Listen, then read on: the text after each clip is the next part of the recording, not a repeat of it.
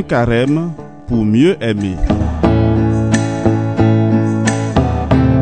Un carême pour mieux aimer, 40 jours pour nourrir sa vie spirituelle.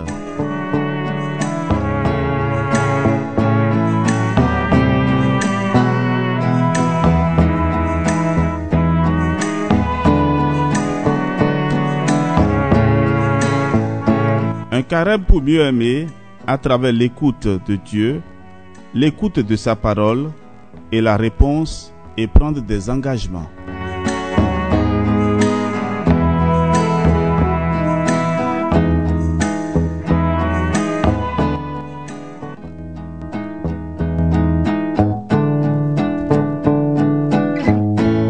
Ave Maria, frères et sœurs, bienvenue à vous tous pour notre rendez-vous de tous les matins. Un carême pour mieux aimer. Nous sommes au rendez-vous de ce lundi de la 3e semaine du carême. Dieu me parle et je l'écoute. Dans la synagogue de Nazareth, Jésus déclara: au temps du prophète Élisée, il y avait beaucoup de lépreux en Israël, et aucun d'eux n'a été purifié, mais bien Naaman le Syrien.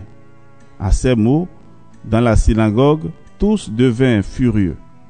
Ils se levèrent, poussèrent Jésus hors de la ville et le menèrent jusqu'à un escarpement de la colline où leur ville est construite pour le précipiter en bas. Mais lui, passant au milieu d'eux, allait son chemin. Acclamons la parole de Dieu. C'est un extrait de l'Évangile selon Saint Luc, chapitre 4.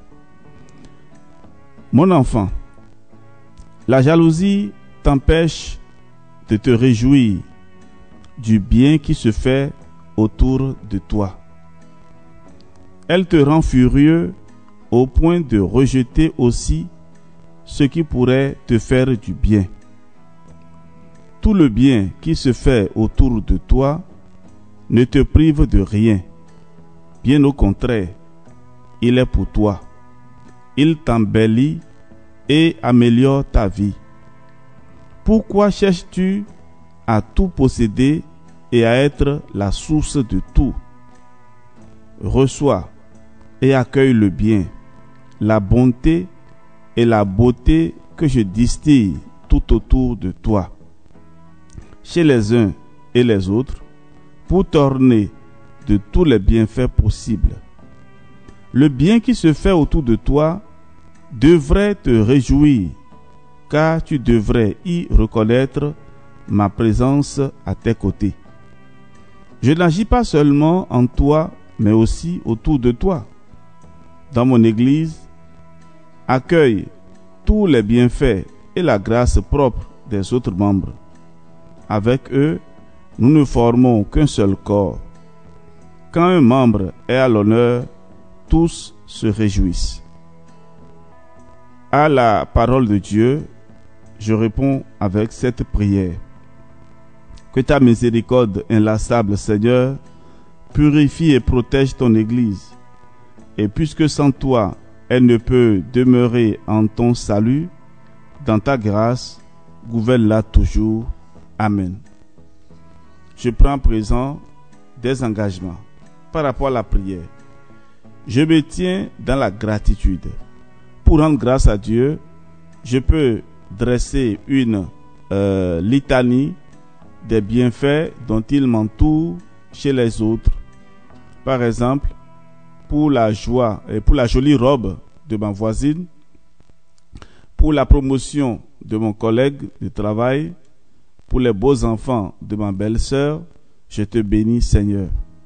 Oui, frères et sœurs, nous devons apprendre à remercier le Seigneur pour le bien qu'il fait dans la vie des autres, au lieu d'être jaloux et méchant à la fois. Comme pénitence, je chasse calmement les pensées de jalousie, et je dois quand même reconnaître qu'il y a plus ou mieux que moi, d'accord? Je dois reconnaître que quelqu'un peut avoir plus ou mieux que moi. Je dois reconnaître ça. Je cherche aussi les dons que j'ai reçus pour rendre grâce. Donc, je dois aussi rendre grâce au Seigneur pour ce que je suis, pour ce qu'il m'a donné. Comme aumône, je discerne le bien autour de moi et je le fais savoir aux personnes concernées ou à mes proches. Voilà, frères et sœurs, et ainsi s'achève notre méditation de ce jour. Alors, il y a une question que tu peux te poser. Me suis-je réjoui du bien des autres? Quelle a été mon attitude? Qu'est-ce qui m'a rendu furieux ou furieuse? Quels sont les biens que je convoite et pourquoi? Quelles sont mes grâces et biens propres? En suis-je vraiment heureux ou heureuse? Vous allez donc répondre. Asseyez-vous un instant et réécoutez mes questions et cherchez à répondre. Ainsi, vous passerez un bon carême en marche vers la lumière de la résurrection. Que Dieu vous bénisse, au nom du Père et du Fils et du Saint-Esprit. Amen. À demain pour la suite.